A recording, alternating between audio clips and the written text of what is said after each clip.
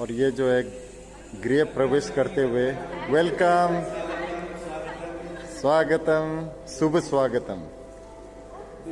And Pakistani एक बहुत मशहूर अदाकारा हैं, बहुत मशहूर एक्ट्रेस हैं, जिन्होंने दुबई में शादी की एक हिंदुस्तानी लड़के के साथ। मदीहा इमाम उनका नाम है, बहुत मशहूर एक्ट्रेस है पाकिस्तान की। हिंदुस्तानी फिल्म मेकर के साथ उनकी शादी हुई है। सारे लोग जो हैं वो इस वक्त बहुत ज़्यादा भड़के हुए हैं अदाकारा मदीहा इमाम के ऊपर कि हमारी जो आवाम है इमाम वो इंडिया की आवाम, हम भी इंडिया से आए हैं, हमारे पाकिस्तानी तो फ्रेंडशिप है। मैंने तो बताया काकड़ साहब शॉपिंग के जर्सियां स्वेटर सुना सेल पर लगे हुए थे क्रिसमस की वजह से, तो उन्होंने कहा मैं तो वैसे ही आया हुआ था यहाँ पे, वो कुवैत से पैसे लेने थे, तो पता चला यहाँ पे काप 28 चलो हो सकता है कोई फोटो आप हो जाए, लेकिन अफसोस के साथ वो आखिरी झंडे के साथ खड़े हुए थे और झंडा ही वो मुझे झंडा ही लग रहे थे। और अब वो एज अ भारत की बहू पहली दफा अपने ससुराल यानी भारत के अंदर मौजूद है, अरुणाचल प्रदेश के अंदर मौजूद है। बहुत सी वीडियोस, बहुत सी पिक्चर्स उनकी। मदीहा इमाम की शादी की तस्वीर देखकर बहुत से फैंस हैरान हैं कि मदीहा ने पूरा पाकिस्तान छोड़कर एक इंडियन लड़के से ही शादी क्यों की।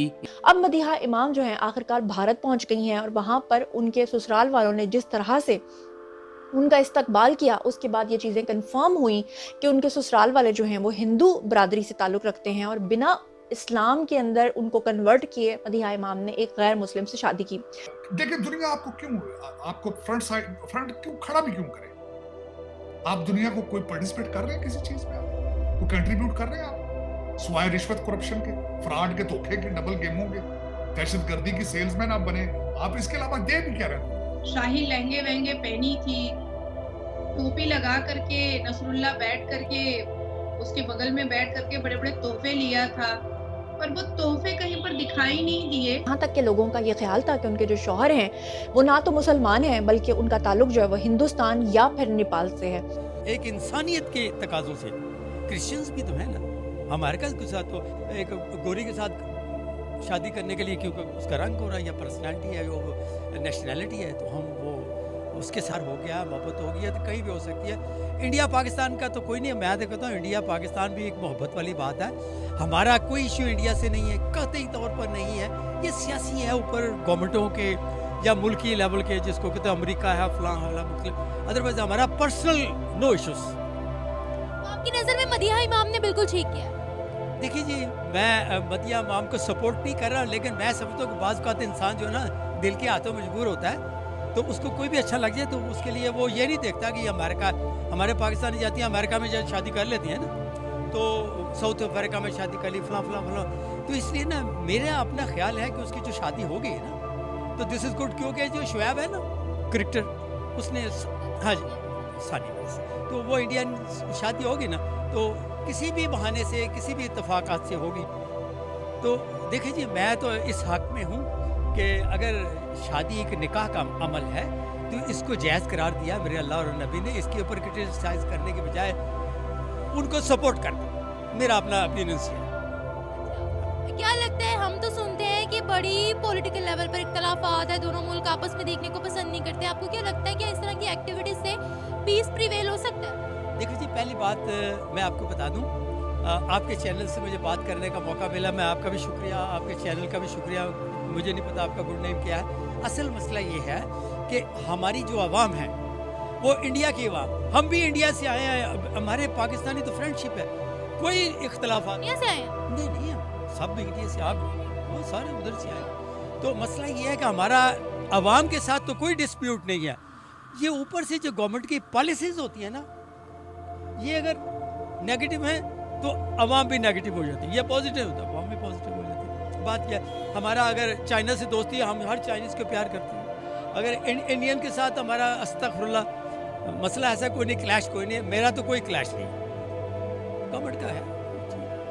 मजहबी क्लैश होती हैं लेकिन उसके लिए आप तो मजहबी क्लैश फिर चाइना के साथ भी तो होने चाहिए। हाँ देखिए, यही तो मैं कहता हूँ, मजहबी क्लैश होते हैं, लेकिन मैं आपसे गुजारिश करता हूँ कि इसको भी क्लैश छोड़ देना चाहिए, एक इंसानियत के तकाजों से।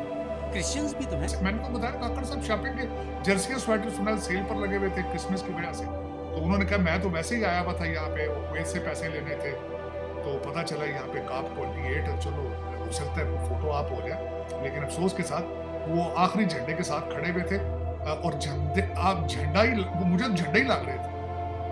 उनका चेहरा पहचानना पड़ता है कि इधर जिस बंदा खड़ा है वहां पे कि नहीं खड़ा। मुझे किसी ने जिस तरह आज बताया कि पाकिस्तान में सर्कल करके बताया, उसमें काकड़ साहब की शक्ल नहीं पहचानी जा सकती। इधर इस काकड़ साहब हैं कि यहाँ कोई बंदा वैसे ही कोई खड़ा है या झंडे ही है, शायद नहीं पता। लेकिन ये कि चीमा साहब देखिए, दुनिया आपको फ्रंट क्यों खड़ा भी क्यों करे?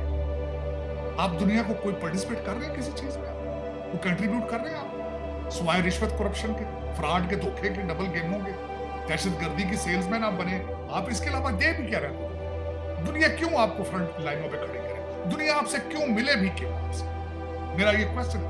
चाइनीज जिनके आपने सूबे बना दिए, बल्कि चीमा साहब जब आपने सीपैक आप बेचा था पाकिस्तान, आपने ग्वादर बेचा था, आपके हर शहर के अंदर बैंक ऑफ चाइना की शाखें खोल रही थी। आपके हर शहर के अंदर चाइनीज जबान सिखाने की चीजें हो रही थी। बच्चियां जा रही थी, शादियां विक रही सन, कुड़ियां तुहाडियां को 3000 कुड़ी बेच रही थी चाइना। आज जो भी बंद है वो भी परा हुआ है क्योंकि डॉलर आ रहे हैं। कोई फॉरेन पॉलिसी, मुझे कोई एक्सप्लेन तो करे फॉरेन पॉलिसी क्या है पाकिस्तान की? क्या फॉरेन पॉलिसी कि हम किस चीज को रिप्रेजेंट कर रहे हैं दुनिया में? हमारा मोटिव क्या है? हम जाना कहां चाहते हैं? डेस्टिनेशन क्या है? हमारे एलाइज कौन हैं? अब मैं यहां बताना चाहूंगा कि आपने बड़ी खूबसूरती के साथ स्टेटस एंजॉय किया अमेरिका का नॉन नेटो एलाई। कई मुल्क ख्वाहिश करते हैं इस चीज की, लेकिन आपने उसको भी ना होने के बराबर है। किसी के साथ आप ढंग के चले नहीं, किसी ने नहीं समझाया।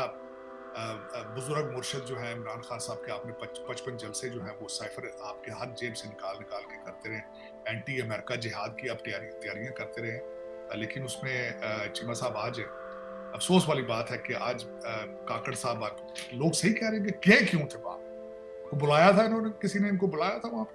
हाँ, ये है कि आपका, बल्कि आपने इसके काप से क्या लेना था? आपने पहले स्विट्जरलैंड के अंदर एक दफा इसी का रोनाल्ड बना किया था, इसी इन्वायरमेंट।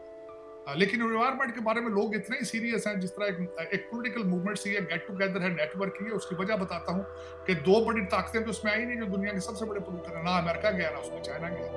आप अंदाजा लगा लें। और जो मैं उसके हिसाब से देख रहा था आज, जब उसकी बात हो रही थी कि डैमेज फंड वहां पे बनाया, जिसमें यूएई ने 100 मिलियन कमिट किया है, जिसमें जर्मनी ने कमिट किया है, यूके ने 60 मिलियन किया है। मेरे मुल्क ने शर्मिंदगी के साथ कहना चाहूंगा कि सिर्फ 15 मिलियन कमिट किया है, जबकि यूक्रेन के लिए 15 बिलियन है। यूक्रेन की जंग के लिए 50 billion, sorry mistake, 50 billion for Ukraine वार। लेकिन एनवायरमेंट, जिसके ऊपर मेरे जो बाइडन और जॉन कैरी जो है, उनकी टोटल आधा पार्टी का उनका मैंडेट ही एनवायरमेंट है। यहाँ पे जितने डेमोक्रेट गवर्नर हैं, उन्होंने ऑलमोस्ट कई स्टेटों में, मैं जिस स्टेट में बैठा वो कहते हैं यहाँ पेट्रोल पे चलने वाली गाड़ी 2030 के बाद आएगी।